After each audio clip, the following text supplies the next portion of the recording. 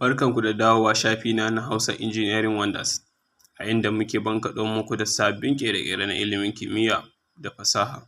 A yau mun kai ziyara ne zuwa kamfanin da ake yin lemon kwalba na tufa, wato apple juice a turance.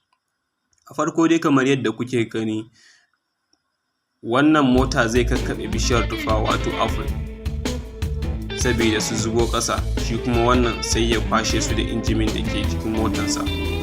Kamar yadda kuke kallo, ana zubawa a cikin motan domin kaiwa cikin kamfani kafin a fara sarrafa shi.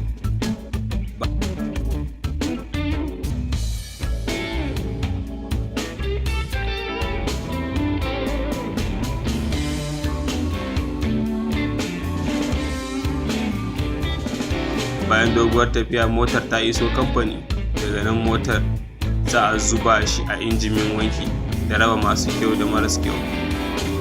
Shi wannan injimin wankewa kenan, ga su ana wanke su da ruwa.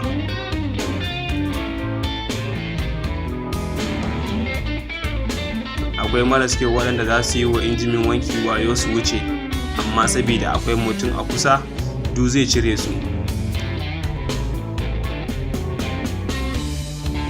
Shi kuma wannan injimin surfe ne, ko in ce markaɗe.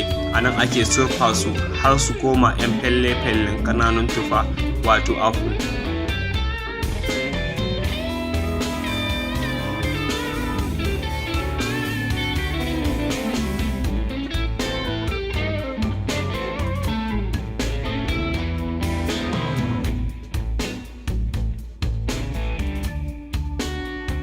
Waɗannan su ne a hannunsa.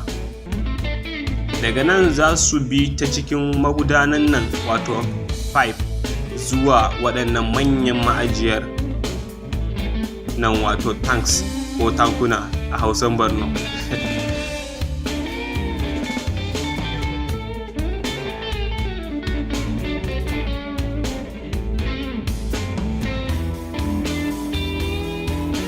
A nan ɗaki ake bincike kuma a ɗanɗana domin a samar muku da lemon kwalba mai inganci.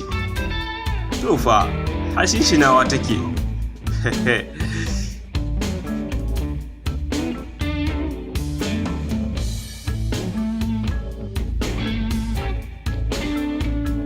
Bayan saka masa duk wasu sinadarai a ciki, za a ƙara ɗaukan gwaji wato sample sabida tabbatar da inganci a juice da za ku sha. Daga nan kuma sai injimin da zai cike kwalba da ruwan tufa. A wannan injimin ake zuba ruwan tufa a kwalba ɗaya bayan ɗaya yayin da suke juyawa. Haka zalika injimin nan mai suna capping, shi ma zai sa musu hula ko murfi wato cap, duk suna cikin juyawa. Ga sunan suna tafiya akan injimin conveyor, gwanin sha'awa. Sa'an